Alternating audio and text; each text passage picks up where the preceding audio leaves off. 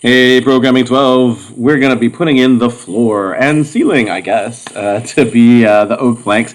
Hey, I just wanted to show you, actually, I decided to undo the oak plank thing. So now I'm just making it, if it's blue or black, use mossy stone. It doesn't really matter. I just wanted to show you that you could do that change, but I don't actually particularly like the oak planks. I kind of like the stone little thing here. I think that looks pretty sweet. But what we are going to do is eventually we'll start putting in different types of terrain and that kind of stuff. So I just wanted to show you how to do it. But right now, man, my eyes hurt looking at this. I'm like, the grid and the textures, like they just don't mesh together well. So I would like to make those some oak planks up there in the ceiling and down there on the floor, or whatever texture you want. I'm choosing oak planks just to make it a little different. I think that's the texture for like the strongholds that you see in Minecraft. I have no idea. My Math 10 students told me that today. I'm like, okay, sure. I guess I randomly chose some good stuff, or at least something that looks like something in Minecraft. So I'm not actually going to do that and draw a map, although there's no reason you couldn't do that. But we already have a draw floor, and I'd like to just kind of change draw floor so that it draws oak plank textured cubes. So that's what we're going to do. So I'm going to go to this function here. It's pretty far down. Here it is, draw floor. Okay, so that's cool. So what it's doing is it's asking us to, we're going to start at this place. We're going to end. So we're going to start at whatever start is. We're ending at end. And here's where we draw our line. And here's where we draw our other line. So we don't need to draw two lines. Now we actually want to draw a textured cube. I think the X and Y are fine, but it's a little bit different than when we were drawing from the PNG. Now we start at the correct coordinate and we increase by the gap size, which is going to be like grid size. We're just going to go up by grid size each time. So those are just literally the coordinates we need to use. We don't have to multiply by 100. Because X and Z in this function are the correct coordinates. So I can just say something along the lines of textured cube, X, and then we'll talk about Z in a second. I think it's level, right? Oh, yeah, it's level. And Z. And our texture, I'm going to just use oak planks. And the size is grid size, which is actually gap here. You could use grid size, it's fine, but we're going to send it the grid size, and maybe we want to choose a different size for some reason. So this isn't quite correct because the cubes have thickness to them, so this might create a little bit of a weird situation. So I think we're just going to run it as it is, and the numbers we're using for draw floor haven't changed, but we've made the change to the function. I know it's not correct, but we'll see what's wrong with it. So, grid size is 100. I'm going to replace this with actually grid size, though.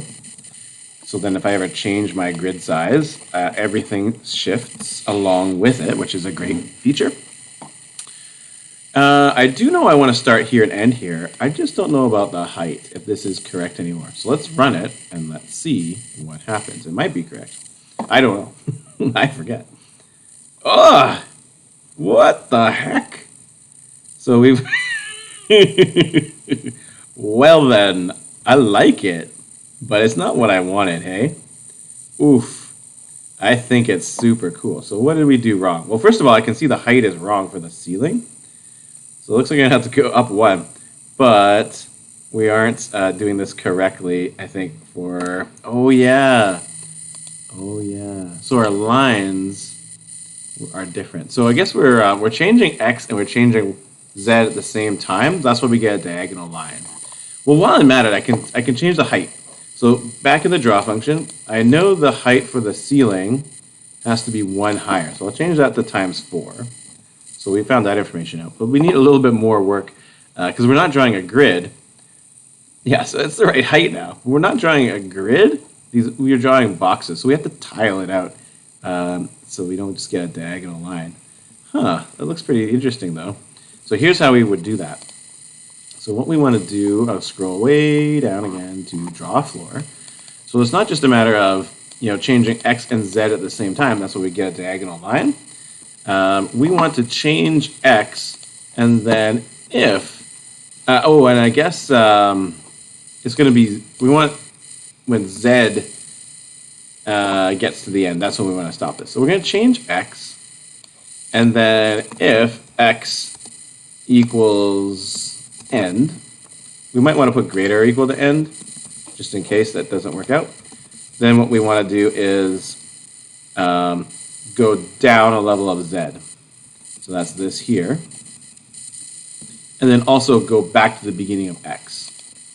So that's how we tile it out. We'll tile along x. Once x gets to the end, we'll reset x back to 0. X equals, or start actually, not 0. Start is negative 2000 in our case. Go back to start, and then go down one level along z, or I guess come closer to us along z. I'll put my brace in there, and there we go. I think that'll be a little bit better. Let's run that and see if that works. Oh, look at that. We got some planks. Okie planks. Nice. Okay, so things are looking up. I mean, literally, I guess, and down. Looking up and down. And if we come out of the building, and we didn't actually have to go through the wall, we can see that there is like a floor there made of blocks. Is that very efficient? Kind of no, because it's rendering all 6 textures. And for the most part, we're inside of this world. You're not seeing the additional textures. But you'll want to be able to like walk upstairs eventually, I think. We'll try to get there anyways. So maybe that doesn't matter. We don't care too much. But there might be like a bottom floor where we don't render all 6 sides of the cube. So we'll see how that works. Okay. Last but not least, we want to do some lighting. Lighting will make this so much better. There's a simple way to do lighting. It looks okay. If we go back to our draw function, we can turn on lights. That's set up. We can turn on lights right here. Oh, look, I even have it ready to go. If we turn on lights, something will happen. It'll look okay. And we can see that there is something going on there. The light seems to be coming from over here mysteriously and illuminating like these bricks, and it does give some like depth, right? Like that looks a little bit interesting. You know, I can see some interesting stuff going on here, but it don't look so good going this way. Like, oof, kind of gross. And then weirdly, watch this. Why are you lit up? Where's the light coming from? So it's just that the math for the lights, when you just use plain old lights, it's very basic. It's not really thinking about it being centered at a particular point. So I've been kind of playing around with the other options for lights. So if I go to, I don't know if I have it open anymore. No. So I'll go to processing and search up lights processing. And there's the lights, the basic choice. But you can also see that there's these other choices. And I haven't experimented with it too much, to be honest. But I can tell that there's some very good things that can come from this. Spotlight in particular, I was enjoying experimenting with. As you can see, Spotlight is a very big, very big thing. And I think I was also using directional light. Here, let me just cheat. I'll go look at what it is. You're probably just going to copy this down, but that's okay. Maybe we can just show you what it is. Point light. Oh, okay. So I ended up using point light. So point light kind of radiates light out in a sphere from a particular point. I'm just using the camera's location.